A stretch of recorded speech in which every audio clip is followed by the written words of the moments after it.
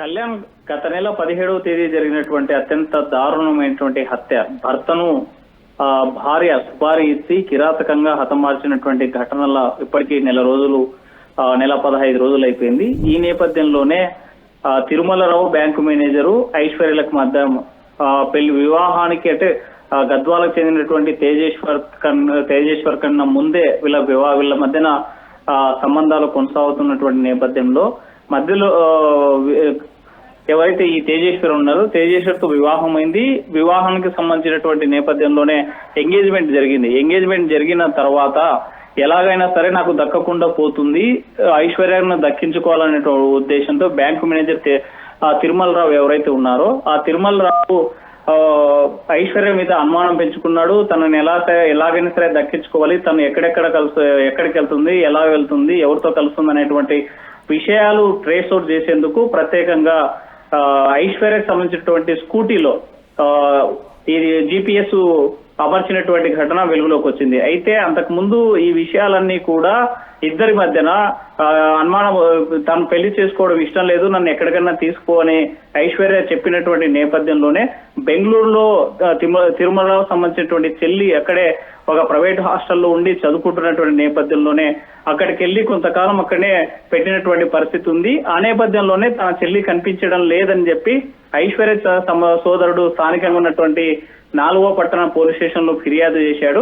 అయితే ఈ విషయము ఐశ్వర్య బెంగళూరులో తన చెల్లితో ఉందనేటువంటి విషయము ఈ తిరుమలరావు కుటుంబ సభ్యులకు తెలిసిన తర్వాత తిరుమలరావు కుటుంబ సభ్యులందరూ కూడా తిరుమలరావుని అరిచి అక్కడ ఉన్నటువంటి ఐశ్వర్య ఎవరైతే ఉందో ఐశ్వర్యని తీసుకొచ్చి కల్లూరులో ఉన్నటువంటి స్థానికంగా ఇంట్లో వదిలిపెట్టినటువంటి ఘటన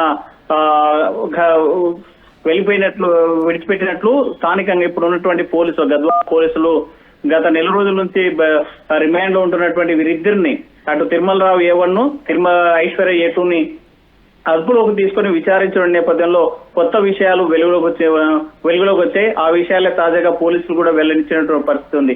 అయితే తేజేశ్వర్ ను అత్యంత కిరాతకంగా హతమార్చడానికి పక్కాగా ప్లాన్ రూపొందించింది, దానికి ప్రేరేపించింది ఐశ్వర్య అని A2 ఎవరైతే ఐశ్వర్య ఉన్నారో ఐశ్వర్య ప్రేరేపించిందని చెప్పి పోలీసుల విచారణలో తేలింది. ఆ విషయంలో అందులో భాగంగా ప్రేరేపితమైనటువంటి తిరుమలరావు A1 ఎవరైతే ఉన్నారో అతను బ్యాంకు మేనేజర్ గా పనిచేస్తున్నాడు. ఆ నేపథ్యంలోనే సుపారీ ఇచ్చి అత్యంత కిరాతకంగా హతమార్చి గద్వాల నుంచి తీసుకొస్తూ అక్కడే అత్యంత కిరాతకంగా హతమార్చిన తర్వాత వాహనాలు ఏవైతే ఉన్న వెహికల్స్ లో 3 వాహనాల్లో చేంజ్ చేసుకుని డెడ్ బాడీని పాణ్యం దగ్గర ఉన్నటువంటి పిన్నాపురం ప్రాంతంలో పడేసినటువంటి ఘటన వెలుగులోకి వచ్చింది. ఆ నేపథ్యంలోనే పోలీసులు తమదైనటువంటి స్థాయిలో దర్యాప్తు చేశారు. ఆ నేపథ్యంలోనే ఈ హత్యకి కారణం ప్రధానంగా నెల రోజుల క్రితమే పెళ్లి చేసుకున్నటువంటి ఐశ్వర్య మీద అనుమానం వచ్చింది.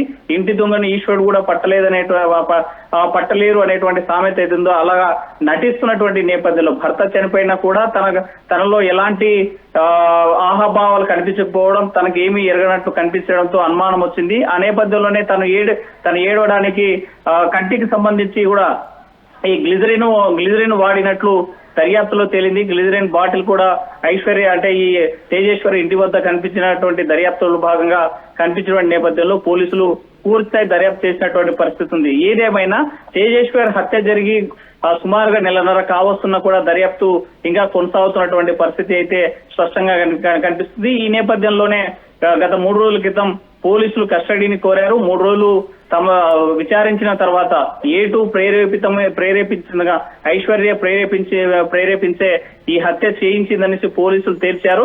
ఈ నేపథ్యంలో 3 కార్లతో పాటు ఒక స్కూటీని సీజ్ చేసినటువంటి పరిస్థితి ఉంది. అయితే వీళ్ళని తిరిగి రిమాండ్ పంపించారు. మరి న్యాయస్థానం వీళ్ళకి బెయిల్ ఇస్తాదా లేదనేటువంటిది ఇంకా చర్చ కొనసాగుతున్నటువంటి పరిస్థితి ఉంది. ఏదేమైనా ఇటీవల కాలంలో భర్తలు చెప్పి భార్యలు డోర్ డెలివరీ చేసేటువంటి సందర్భాలు చూస్తున్నాం. అదే సందర్భంలోనే హిమాచల్ ప్రదేశ్ సంబంధించినటువంటి అంటే హనీమూన్ కు వెళ్ళినటువంటి జంట భర్తను హత్య చేసినటువంటి ఘటనలు చూస్తా ఉన్నాం.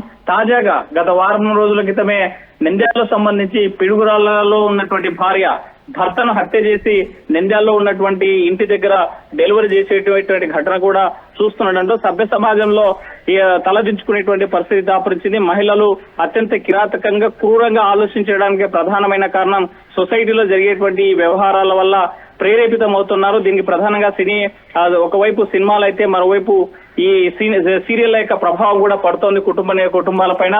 నైతిక విలువలు సన్నగిల్లుతున్నాయి.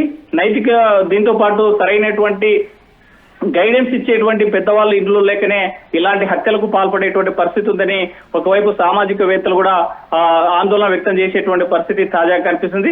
ఏదేమైనా ఈ తేజేశ్వర్ ఐశ్వర్యల ఎపిసోడ్ లో ప్రధాన నిందితురాలు, దీని యొక్క కర్త కర్మ క్రియ మొత్తం కూడా ఐశ్వర్యని పోలీసులు తెచ్చినటువంటి పరిస్థితి. ఐశ్వర్య ప్రేరేపించిన నేపథ్యంలోనే తేజేశ్వర్ని అత్యంత కిరాతకంగా హతమార్చి ఈ మహబూబ్ నగర్ జిల్లాలో అంటే గద్వాల జిల్లాలో హత్య చేసి కర్నూలు జిల్లాలో పడేసినటువంటి ఘటన వెలుగులోకి రావడంతో పోలీసులు ఈ కేసుని ఛేదించారు. మొత్తంగా చూసుకుంటే ఇటీవల కాలంలో యువకులు మాత్రం భయపడేటువంటి పరిస్థితులు వచ్చాయి. పెళ్లి చేసుకోవాలంటేనే భయాందోళన చెందేటువంటి పరిస్థితులు ఉన్నాయి.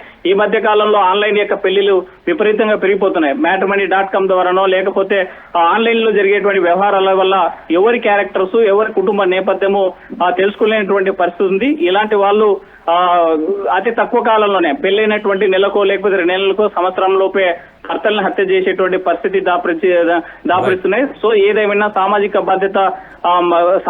బాధ్యత మాత్రం లేకుండా వీళ్ళంతా కూడా ప్రేరేపితమై చేస్తున్నటువంటి హత్యలు కొంత సమాజాన్ని కలవర పెడుతున్నాయి, ఆందోళన పట్టిస్తున్నట్టు మాత్రం వాస్తవం చెప్పొచ్చు కళ్యాణ్.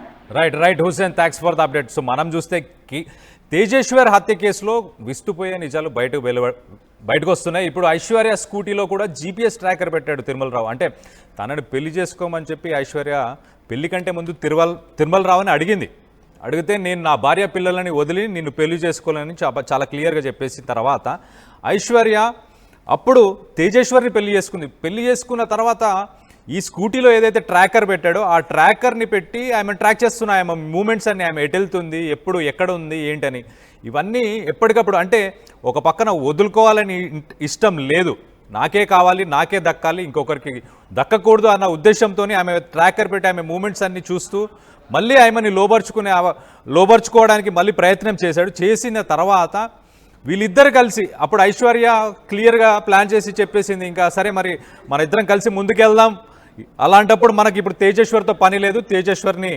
హతమార్చిన తర్వాత అతని ఆస్తి కూడా మనకే వస్తుంది కదా అన్న ఉద్దేశంలో ఐశ్వర్య తిరుమలరావు ఇద్దరు కలిసి తేజేశ్వర్కి ప్లాన్ చేసి ఒకసారి సర్వేకి తీసుకెళ్ళినప్పుడు తన మిత్రుడు తేజేశ్వరరావు ఫ్రెండ్ ఉండడం వల్ల అతన్ని ఆ రోజు చంపలేదు. కానీ మళ్ళీ నెక్స్ట్ టైం మళ్ళీ సర్వేకి ఆ XUV 300 ఏదైతే కారు ఉందో ఆ కారులో తీసుకెళ్ళి అతన్ని అతి దారుణంగా అతి కిరాతకంగా కారులో ఉన్నప్పుడే ట్రావెలింగ్లో రన్నింగ్ వెహికల్లోనే ఆయనని చంపేసిన తర్వాత 3 వెహికల్స్ మార్చి తీసుకెళ్ళి ఆ శవాన్ని పూడ్చే ప్రయత్నం కూడా చేసినట్టు తెలుస్తుంది. దానికి సంబంధించి పోలీసులు ఆ 3 వెహికల్స్ని ఆ XUV 300ని అలాగే ఆ స్కూటీ ఏదైతే యాక్టివా ఉందో యాక్టివాని కూడా సీజ్ చేసినట్టు తెలుస్తుంది.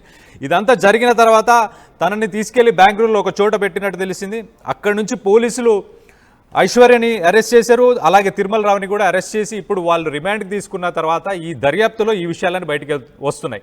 సో పెళ్ళైన తర్వాత కూడా కొన్నాళ్ళు మాట్లాడడానికి మరి గంటలు మాట్లాడాలంటే ఎవరితో మాట్లాడుతున్నావు అని చెప్పి తేజేశ్వరరావు అడిగిన సందర్భంలో లేదు నేను మా అమ్మతో మాట్లాడుతున్నా అని చెప్పి వీళ్ళు టెక్నాలజీని వాడుకొని వాయిస్ మాడ్యులేషన్కి సంబంధించి ఒక టెక్నాలజీని వాడుకొని లేడీస్ వాయిస్లోనే తిరుమలరావు ఐశ్వర్యతోని గంటలు మాట్లాడేవాడు. ఆ మాట్లాడినప్పుడే వీళ్ళు ప్లాన్ చేసేవాళ్ళు, ఇవాళ వెళ్తున్నాడు సర్వేకి, ఇవాళ ఫ్రీగా ఉన్నాడు, ఇవాళ వర్క్ లేదు అని చెప్పి ప్లాన్ చేసుకొని ఆ ప్లానింగ్లోనే తిరుమలరావు ఐశ్వర్య వీళ్ళిద్దరు కలిసి తేజేశ్వర్ని చంపినట్టు మనకు చాలా క్లియర్గా తెలుస్తుంది. పోలీసులు కూడా ఏం చెప్తున్నారనంటే భర్త చనిపోయిన తర్వాత కన్నీళ్లు రావడానికి కూడా ఐశ్వర్య గ్లిజరిన్ వాడింది. అంటే ఆమె భర్త చనిపోయిన అంటే ఆల్రెడీ చంపాలనే ప్లాన్ ఉంది కాబట్టి ఇంకా కన్నీళ్ళు ఎందుకు వస్తాయి, కానీ ఆమె గ్లిజరిన్ వాడి ముసలి కన్నీళ్లు కార్చింది ఆమె.